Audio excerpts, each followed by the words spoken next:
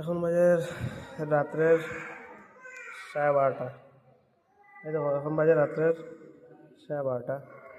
আমি বেরিয়ে আইছি NICU-এর সামনে। আসলে NICU-র ভিতরে অ্যাডমিট হয়ে গেছে। গতকালকে থেকে একটু একটু তার শরীরে অসুস্থ আছে।